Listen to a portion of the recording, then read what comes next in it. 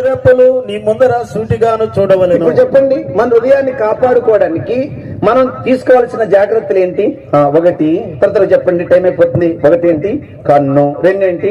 నోరు. మూడేంటి? మనసు. ఈ మూడింటి గుర్తుపెట్టుకోండి చాలు. పంచేంద్రియాలు అంటారు.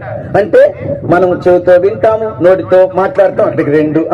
కంటితో చూస్తాము, మనసులో తలుస్తాము, ఊహిస్తాము, స్పర్శ. మొత్తాన్ని జ్ఞానేంద్రియాలు, పంచేంద్రియాలు అంటారు. ఈ మూడు గుర్తుపెట్టుకోండి చాలు. చెడు మాట్లాడకూడదు, చెడు వినకూడదు. అక్కడికి ఒకటి. చెడు చూడకూడదు. మూడు, చెడు ఊహించకూడదు, చెడు ఆలోచించకూడదు. ఇప్పుడు చెప్తాను, చాలా జాగ్రత్తగానండి. ఈ కన్ను హృదయాన్ని పాడు చేస్తుంది. మత్తయి సువార్త 6వ అధ్యాయం 22. మత్తయి సువార్త 6వ అధ్యాయం 22. దేహమునకు దీపము కన్నే గనుక నీ కన్ను తేటగా ఉండినేడలా నీ దేహమంతయు వెలుగుమయమై ఉండదు. ఇప్పుడు అర్థమైంది కదా, కన్ను హృదయాన్ని ఏం చేస్తుంది? పాడు చేస్తుంది. అందుకని దేన్ని కాపాడుకోవాలి రోజు మనం? కన్ను. కన్ను ఎలా కాపాడుకోవాలి? యేసు చెప్పాడు. నీ కన్ను అభ్యంతర పరిస్థితి ఏం చేయమన్నాడు? పెరిగేయమన్నాడు. ఒక వ్యక్తి ఏం చేశాడు? బ్లేడ్ తో కోసుకుని వచ్చాడు. ఏంది? కందిరెప్ప. ఏం రా అని అడిగితే, అంకుల్ పక్కన చూసి కన్ను కొడుతుంది, అందుకే కోసేస్తాను అంటున్నాడు. ఒరే ఎందుకు రా చేసావంటే, బైబుల్లో ఉంది అంకుల్. ఏమని? పెరికేయమని, అందుకే పెరికేశాను అంటున్నాడు. ఇప్పుడేమైంది? ఇదివరకు అలా కన్ను కొడితే టక్కన రెప్ప ఏం చేయొచ్చు? మునియొచ్చు. ఇప్పుడు అందుకని దాని అర్థం అది కాదురా. గ్రీకులో దాని అర్థం ఏంటంటే అని అసహించుకోమని అర్థం. దాని అక్కడ అలా అసహించుకుంటే దాన్ని ఏం చేసినట్టు? మనం పెరిగేసినట్టు. అది దాని అర్థం. వాడు ఏం చేశాడు? పేరుతో కోసేసాడు.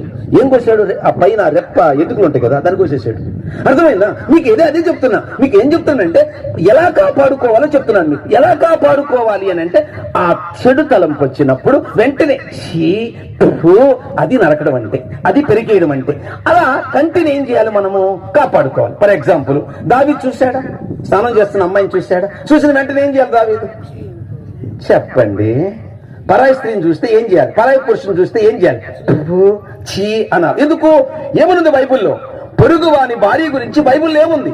ఒకడు ఒడిలో అగ్గిని ఉంచుకుని ఎడల వాని వస్త్రము కాలకుండున, నిప్పుల మీద వాడు నడిచిన ఎడల వాని పాదములు కమలకుండు. అంటే అర్థం ఏంటి? పొరుగు వాని భార్యను కూడువాడు అలాగే నాశనమగున ఉంది.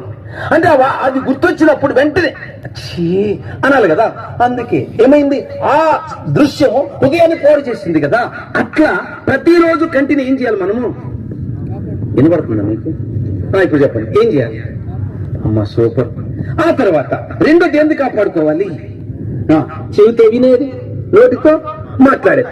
చూద్దాం బైబిల్ ఏం చెప్తుందో. సామెతల గ్రంథం 13వ అధ్యాయం 13వ వచనం. తన నోరు కాచుకుని వాడు తన్ను కాపాడుకొనును. విన్నారా? నోరు కొనక మాట్లాడువాడు తనకు నాశనము తెచ్చుకున్నారు కదా. అంటే రోజుకి మనిషి 32,000 మాటలు మాట్లాడు.